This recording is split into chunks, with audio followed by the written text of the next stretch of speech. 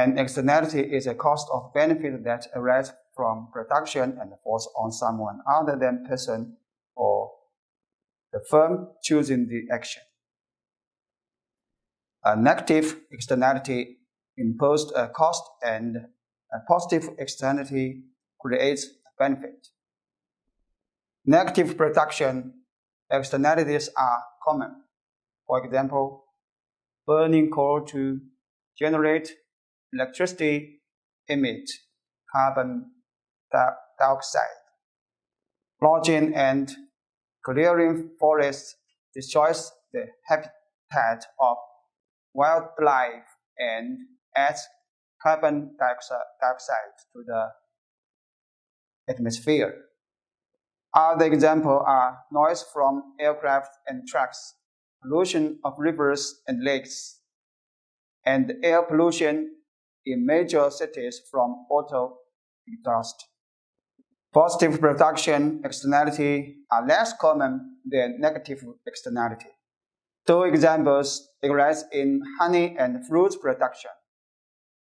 By locating honeybees next to a fruit orchard, fruit growers get an external benefit from the bees, which pollinate the fruit orchard and boost fruit output. Honey producers get an external benefit from the orchards. Negative consumption externality are a common part of everyday life. For example, smoking tobacco in a confined space poses a health risk to others. Noisy parties or loud car stereo disturb others, or smartphone ringing in class. Positive consumption externality are also common. When you get the flu vaccination, everyone you come into contact with benefits. When the owner of an historical building restores it, everyone who sees building gets pleasure. We are now going to examine the market failure that arises from an externality and the ways in which it can be avoided. We begin by looking at the negative production externality illusion. You are now going to see how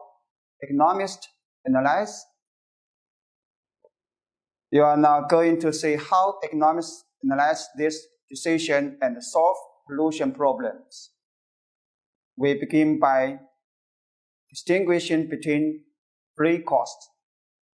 A private cost of production is a cost that is borne by producer of goods or service.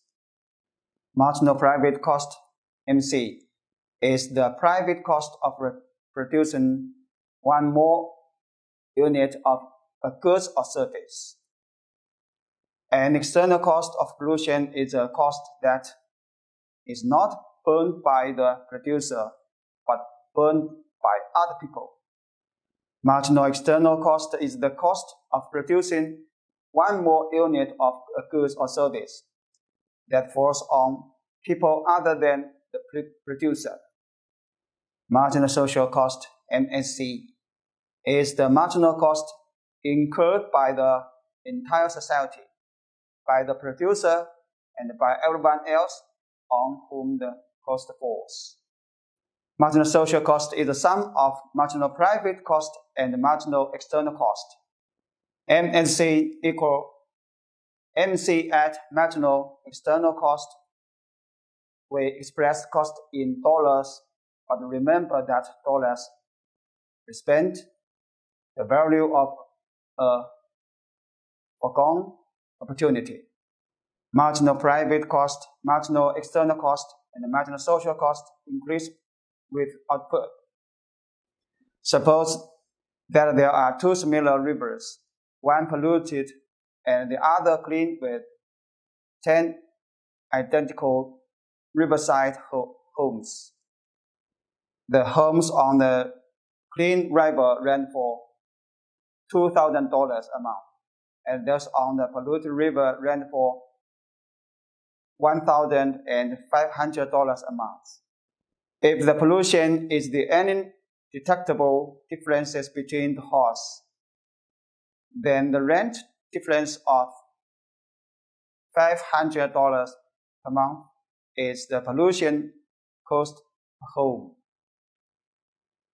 With 10 homes on the side of a polluted river, the external cost pollution is $5,000 a month.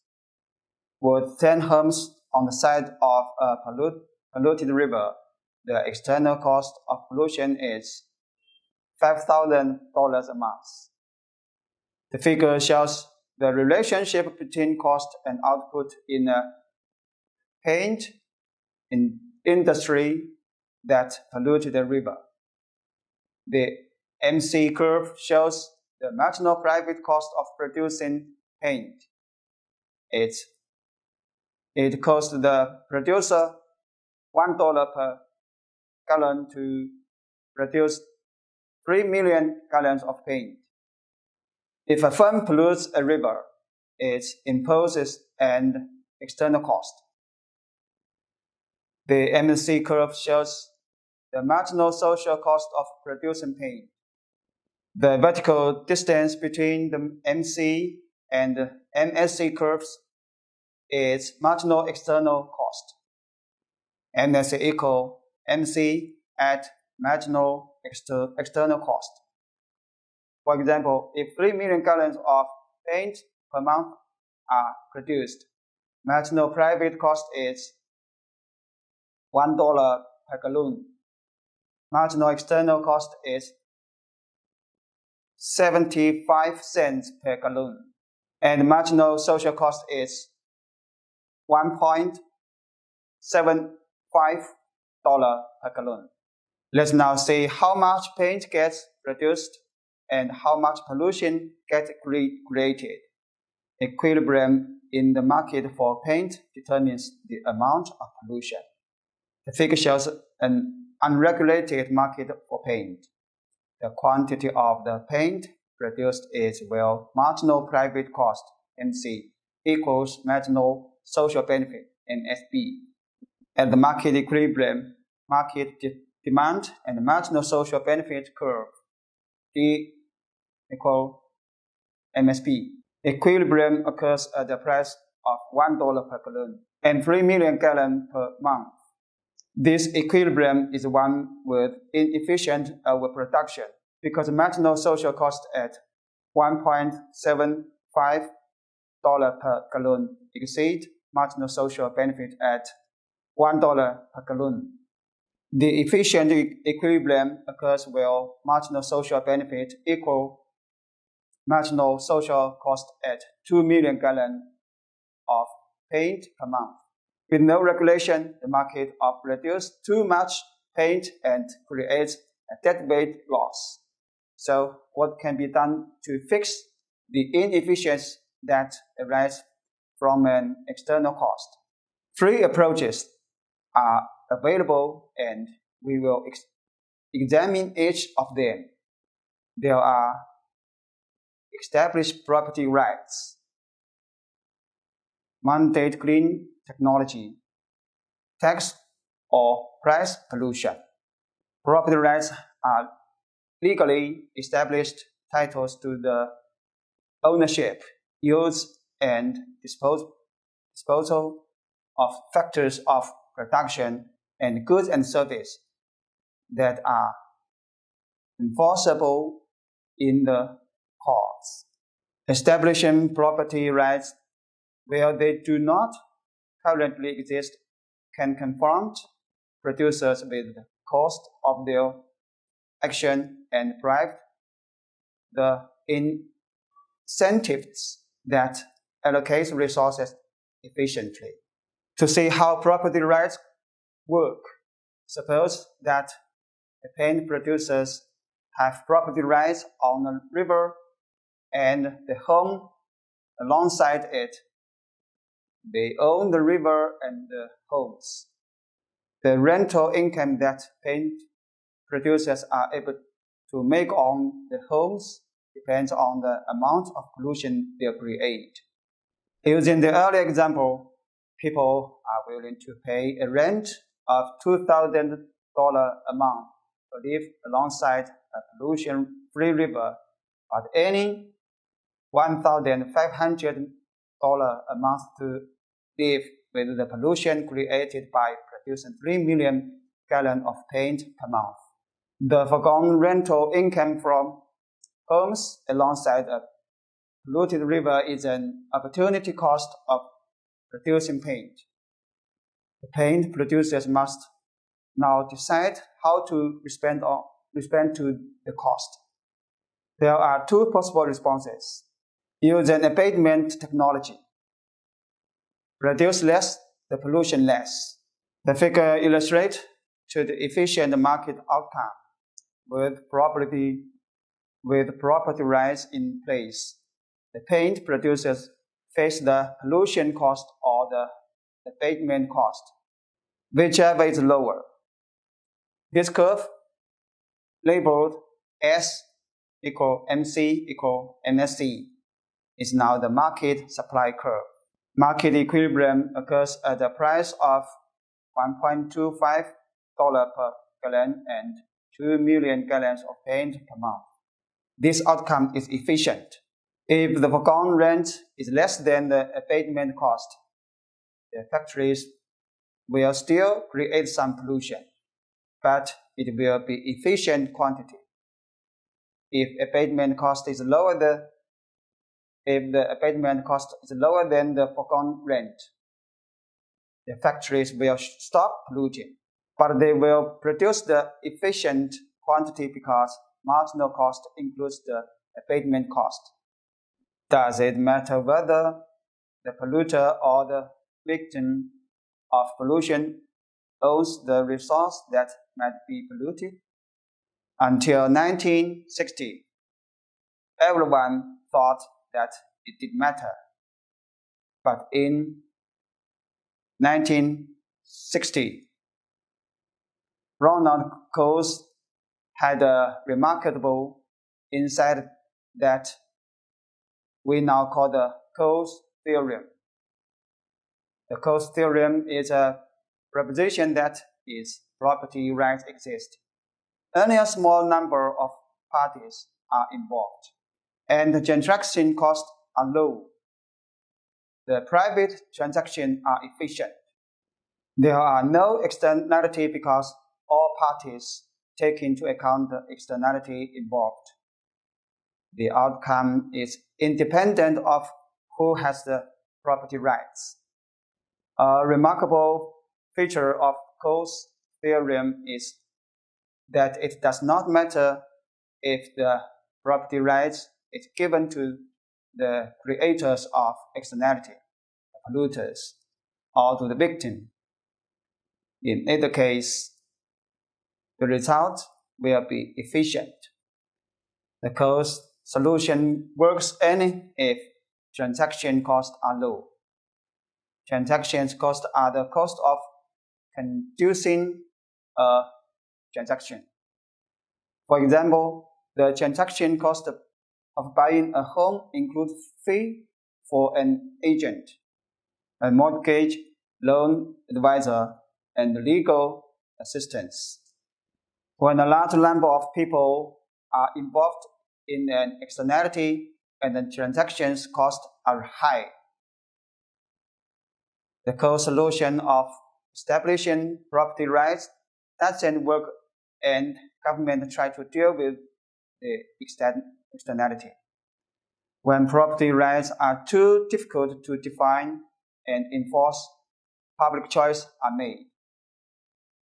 Regulation is the government's most likely response. Most countries regulate what may be dumped in rivers and lakes and emitted into the atmosphere. Although direct regulation can and has reduced emission and improved air quality, economists are generally skeptical about this approach. Abatement is not always the least cost solution. Also, government agencies are not well placed to find the cost minimizing solution to a pollution problem. Individual firms seeking to minimize cost and minimize profit and responding to price signals are more likely to achieve an efficient outcome. We will now examine these other approaches to pollution. Governments use two main methods of confronting polluters with the cost of their decisions: tax, cap and trade. The government can set a tax equal to the marginal extra cost. The effect of such a tax is to make marginal private cost plus the tax equal to marginal social cost. That is, MC at tax equal MSC.